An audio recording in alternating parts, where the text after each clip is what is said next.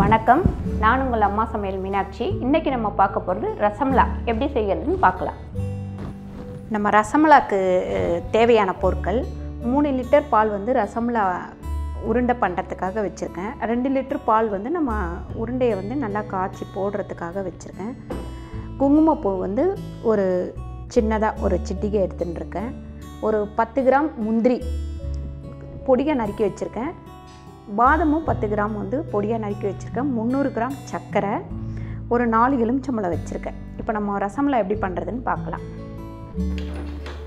பாருங்கள், நம்ம வந்து அடுப்பை பற்ற வச்சு இது வந்து ரசமலா பண்ணுறதுக்காக இந்த பால் வந்து இப்போ நம்ம ரசமலா பண்ணி போடுறதுக்காக இப்படி அகலமான பாத்திரம் கொஞ்சம் வச்சுக்கோங்க, அப்போ தான் நல்லாயிருக்கும்.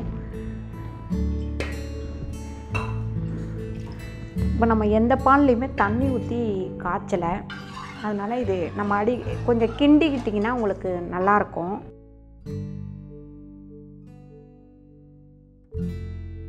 இப்போ பாருங்கள், இதுக்கு நடுப்புற நம்ம இந்த லெமனை கட் பண்ணி சாறு எடுத்து வச்சுக்கலாம்.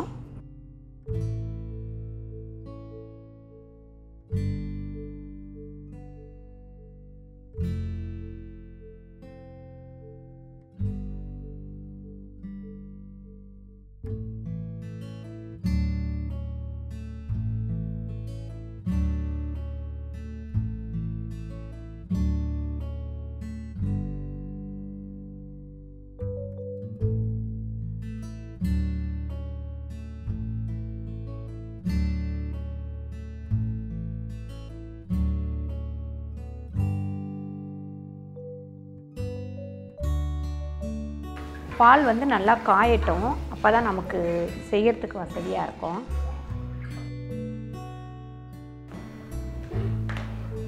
பாருங்கள், இந்த பால் வந்து நல்லா காஞ்சிட்ருக்கு. இப்போ இந்த பால் வந்து நல்லா காஞ்சிடுச்சு. இப்போ நம்ம இதில் வந்து லெமனை ஊற்றலாம்.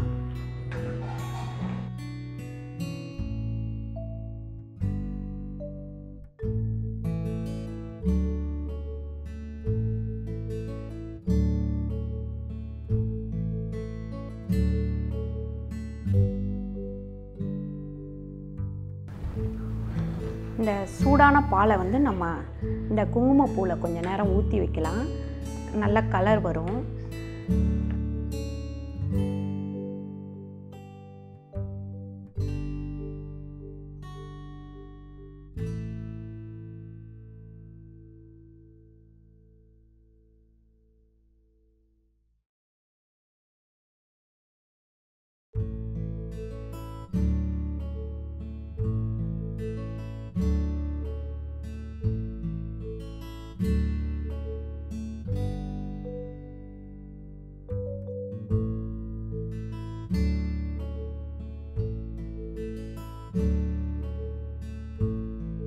நீங்கள் வந்து நடுப்புற பாலை வந்து கலரி விட்டுக்கோங்க, ஏன்னா அடி பிடிச்சிரும் சில டைமு, அதனால் கொஞ்சம் இப்படி கலக்கி விட்டுக்கோங்க. இப்போ நான் செய்கிற அளவு வந்து எப்படி பார்த்தாலும் ஒரு 10 பேர் சாப்பிட்ற அளவுக்கு நான் செஞ்சுருக்கேன். பாருங்கள், இந்த அளவுக்கு வந்து நல்லா அந்த கடம்பை வந்து வரணும், நல்லா பால் கெட்டு அந்த இது வந்துடணும்.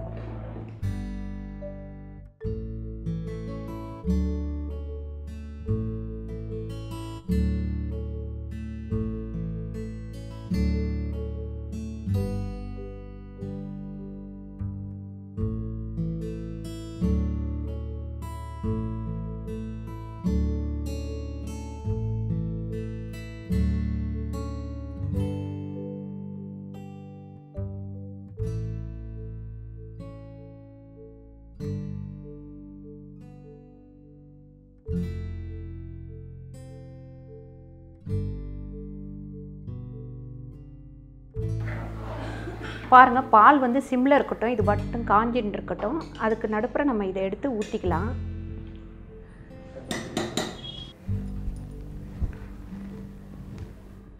பாருங்கள், இப்போ இந்த பாலை வந்து நம்ம இப்படி வடிச்சுக்கலாம்.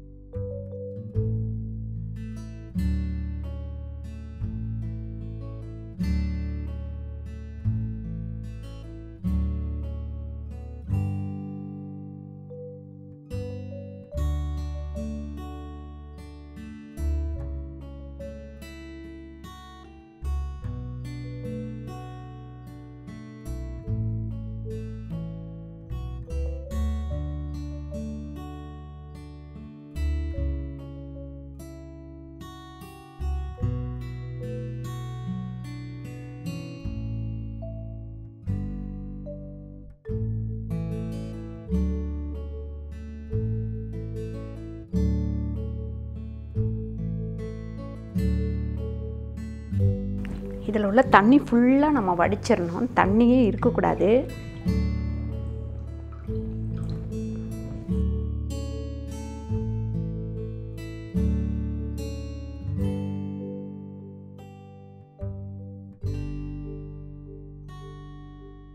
இப்போ பாருங்கள், நம்ம வந்து இதை நல்லா தண்ணி புழிஞ்சி துணியில், மெலிஸ் துணியில் கட்டி வச்சுருக்கேன். இதுக்கு நடுப்புற நம்ம இங்கே வந்து கொஞ்சம் சுடுதண்ணி வச்சுட்டுருக்கேன், அதை நல்லா கொதிக்கிட்டோம்.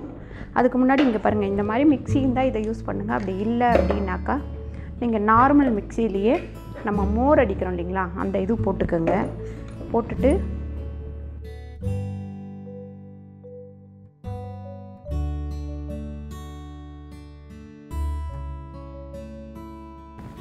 ஒரு 2 ஸ்பூன் சர்க்கரை போடுறேன். அதில்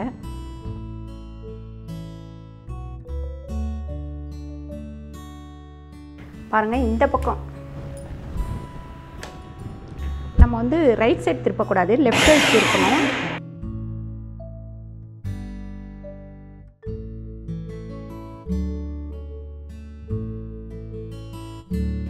நம்ம இந்த அளவுக்கு பாருங்கள், இந்த அளவுக்கு அரைச்சி எடுத்துக்கலாம். நீங்கள் பார்த்துக்கங்க, இப்படி உருட்டி நம்ம ரவுண்டு பண்ணணும். அந்த அளவுக்கு உதிர் உதிராக வந்ததுன்னா வராது, நம்ம இன்னும் கொஞ்சம் சுற்றிக்கலாம்.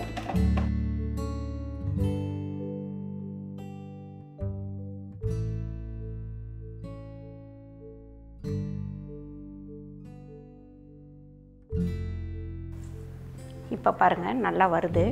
இப்போ நம்ம எடுத்து நல்லா பிணைஞ்சி நமக்கு என்ன ஷேப் தேவைப்படுதோ அதை பண்ணிக்கலாம். பாருங்கள், மிக்சிலேருந்து இதில் கொட்டிட்டேன்.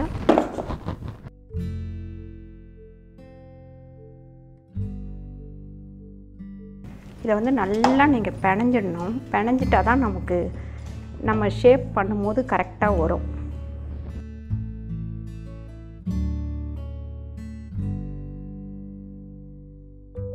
பாருங்கள், சும்மா கொஞ்சம் பால் போட்டுக்கோங்க, காசிட்டு இருக்கிற பாலே போட்டுக்கோங்க.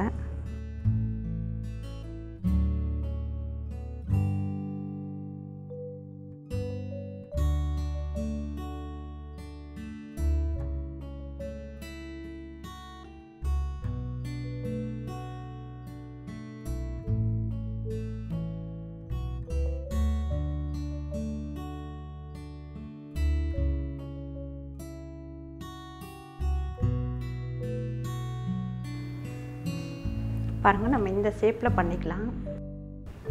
இப்போ பாருங்கள், நம்ம பாலில் வந்து சர்க்கரையை போட்டுடலாம்.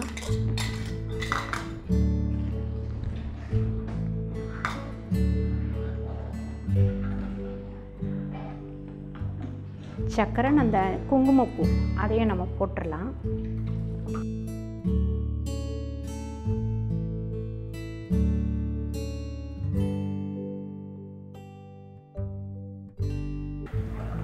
இந்த பால் வந்து அப்படியே சிம்லியே இருக்கட்டும், கொஞ்சம் நல்லா காயட்டும். இப்போ தண்ணி கொதிச்சிட்ருக்கு, நம்ம உருண்டையை வந்து ரெடி பண்ணிக்கலாம். பாருங்கள், நம்ம நல்லா அதை இப்படி பிணைஞ்சிடணும். இந்த பக்குவத்துக்கு நம்ம பிணைஞ்சிட்டா தான் நம்மளுக்கு உருட்டுறதுக்கு வந்து நல்லா வரும். இப்போ பாருங்கள், ஈஸியாக நமக்கு உருட்ட வரும். கொஞ்சம் நீங்கள் மிக்சியில் கம்மியாக அரைச்சிங்க அப்படின்னா கூட இந்த பக்குவத்துக்கு நல்லா பிணைஞ்சிருங்க. இது வருங்க, இப்போ நல்லா வரும்.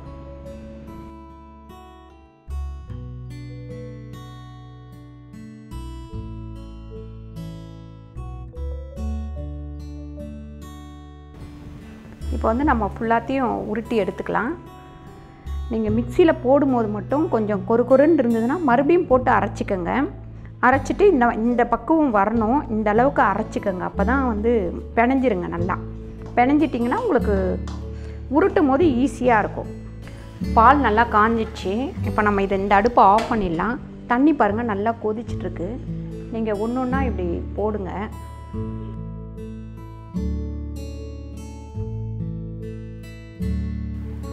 கொஞ்சம் ஒன்று அப்படி மேலே வந்தவுடனே அடுத்தடுத்து போடுங்க, ஏன்னா ஒட்டிக்கும்.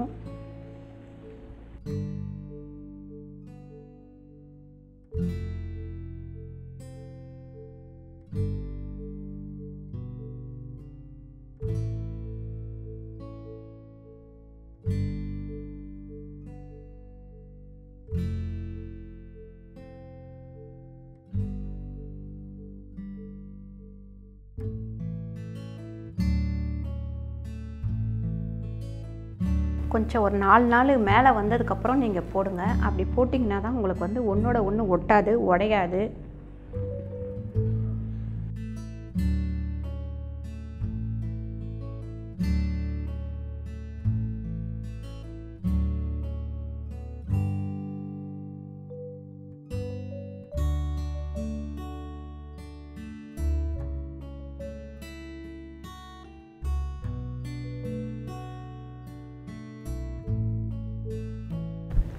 பாருங்க, இப்போ நம்ம எல்லாத்தையும் போட்டுட்டோம். நீங்கள் கிண்டலாம் வேண்டாம். இப்போ நம்ம மூடி வச்சிடலாம். ஒரு 10 நிமிஷம் இப்படி மூடி நல்லா கொதிக்கட்டும். பாருங்கள், 10 நிமிஷம் ஆயிடுச்சு. எல்லாமே வந்து மேலே வந்துருச்சு பாருங்கள், சாஃப்டாக ஆகிடும். இப்போ நம்ம இதை வந்து பொறுமையாக எடுத்து வடித்து இதில் போட்டுடலாம்.